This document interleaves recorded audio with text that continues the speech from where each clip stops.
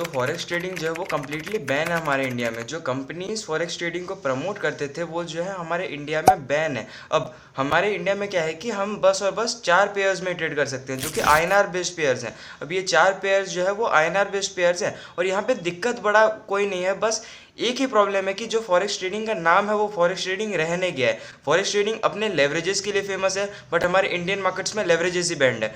Forex trading अपने liquidity के लिए फेमस है। हमारे इंडिया में ऐसे पेयर्स दिए गए हैं जहाँ पे कि बेसिक लिक्विडिटी है ही नहीं। तो फॉरेक्स ट्रेडिंग यहाँ पे हल्का फुल्का लीगल है, बट वो इलीगल ही है।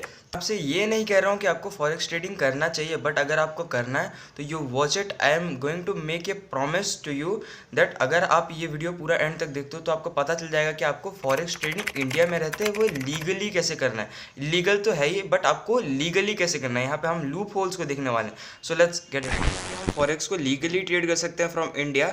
तो बेसिकली 2 तरीके हैं जिससे कि हम फॉरेक्स को लीगली ट्रेड कर सकते हैं। First thing first is brokers. अब जब हम ब्रोकर्स में काम कर रहे होंगे, हमको एक ही चीज़ इंश्योर करना है कि हम जब भी उस पर काम कर रहे हैं हमको सारे डिपॉजिट्स और सारे विड्रॉल्स जो है वो क्रिप्टो के थ्रू करने हैं। इससे क्या होगा कि इससे हमारे सारे जो भी ट्रांजेक्शन्स हैं वो रिकॉर्ड नहीं होंगे और हम इसको कंसल्टेंसी इनकम जैसा दिखा सकते हैं। जो भी हमारा फॉरेक्स इनकम है उसको हम कंसल्टेंसी इनकम जैसा दिखा सकते हैं गवर्नमेंट को, जिसके कारण हम जो है किसी भी फेम ऐड को ब्लीच नहीं करेंगे। गवर्नमेंट को पता नहीं चलेगा कि we are doing forex trading.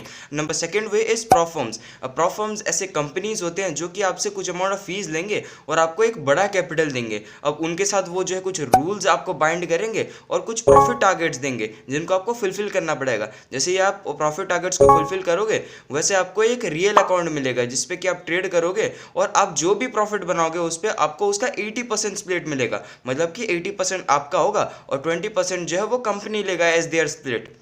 तो अगर आप मेरे को पूछोगे कि सबसे बेस्ट प्लेटफॉर्म कौन सा है जिससे कि हम इंडिया में ट्रेड कर सकते हैं, तो मेरे हिसाब से वो फंडिंग पेप्स है जिसको कि आप ट्रेड कर सकते हो। उनके प्राइजेस वगैरह भी बहुत ज़्यादा कम है और वो जो है जीरो पे आउट डिनायल्स है। मतलब जो भी आप प्रॉफिट बनाओगे उसका पे आउट आपको मिलेगा ही मिलेगा अगर आप कोई रूल को ब्रीच नहीं किए हो। तो अगर आप रूल ब्रीच करते हो तो आपको प्रॉफिट स्प्लिट नहीं मिलने वाला। अगर आप रूल ब्रीच नहीं करते हो, सारी चीज़ें अच्छे से फॉलो करते हो, तो आपको 110% आपका प्रॉफिट स्प्लिट मिलेगा। तो इसीलिए हमारे पास प्रोफॉर्म्स जो है वो एक और तरीका निकल जाता है जिसके कारण हम जो है फॉरेक्स ट्रेडिंग लीगली कर सकते हैं हमारे इंडिया में। अब मेरे हिसाब से कौन सा सबसे बेस्ट तरीका है जिसके कारण हम जो है फॉरेक्स ट्रेडिंग जो है लीगली कर सकते हैं इंडिया में, तो मेरे हिसाब से वो है प्रॉफर्म्स। अब प्रॉफर्म्स में क्या क्या एडवांटेजेस हैं जो कि आपको ब्रोकर्स में नहीं मिलेंगे। सबसे फर्स्ट कि आपको जो है access of huge amount of capital मिलता है। आप जो है स्मॉल फीस दोगे और बड़े अकाउंट्स को ट्रेड करोगे जहाँ पे कि आप जो है बड़ा प्रॉफिट्स करोगे। लेट्स से कि आप जो है $36 लेके एक $5,000 का अकाउंट लियो, तो उस पर अगर आप 2% भी बनाओगे तो वो जो है आपके कैपिटल जो कि $36 का था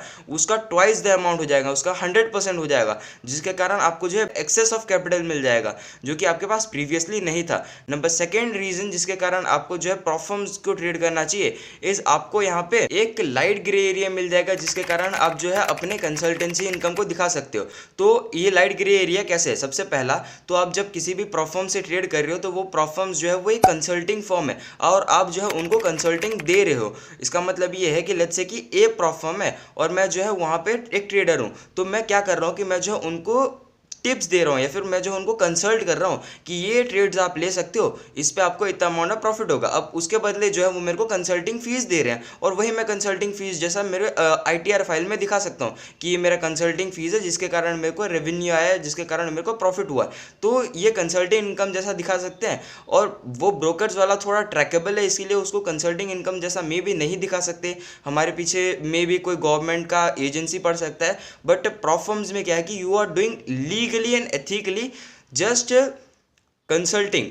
यू आर जस्ट कंसल्टिंग, मतलब आप जो है यहाँ पे कंसल्ट कर रहे हो दूसरे फर्म को, उसके बदले आपको कंसल्टिंग फीस मिल रहा है। तो ये जो है कंप्लीटली लीगल साइड पे आता है वो, बट ब्रोकर जो है वो थोड़ा सा इलीगल साइड पे भी आ जाता है। तो best way to trade is through prop firms. But आपको एक और चीज़ जो कि इंश्योर करना है कि आप जो है प्रॉफिटेबल हो। अगर आप प्रॉफिटेबल नहीं हो तो आपके लिए ना तो ब्रोकर्स का काम आने वाले हैं, ना तो आपके लिए प्रॉफर्म्स काम आने वाले हैं। तो आपको एक ही चीज़ इंश्योर करना है कि आप जो है प्रॉफिटेबल हो। उसके लिए आप जो है 1-2 महीना, 5 महीना, 10 महीना जो भी है, आप डेमो अकाउंट्स में ट्रेड करो, वहाँ पे पहले प्रॉफिटेबल बनो, वहाँ पे पहले कॉन्फिडेंस गेन करो, वहाँ पे पहले अपना टेक्निकल एज गेन करो, उसके बाद आप प्रोफॉर्म्स में आओ या फिर आप ब्रोकर्स में भी जा सकते हो। ये दोनों ही तरीके जो है वो लीगल हैं और एथिकल हैं, आपको उन दोनों में कोई मेजर फ्लॉ नहीं आने वाला। अगर आप छोटे अकाउंट से ट्रेड कर रहे हो, अगर आप बड़े अकाउंट से ट्रेड कर रहे हो तो मे भी थोड़ा बहुत इशू आ सकता है, बट उसके लिए आप जो है अपने सीए से कंसल्ट कर सकते हो। सबसे पहला आपको एक और चीज़ इंश्योर करना है कि आप जो है प्रॉफिटेबल होना चाहिए। अगर आप प्रॉफिटेबल हो ही नहीं तो आप लूज़ करने वाले हो में नहीं, गवर्नमेंट को फ़र्क ही नहीं पड़ता कि आप लूज़ कर रहे हो में नहीं व्हाटसोएवर। सो एक ही चीज़ इंश्योर करना कि आप जो है प्रॉफिटेबल हो। Till then you wait for the next one. Bye bye.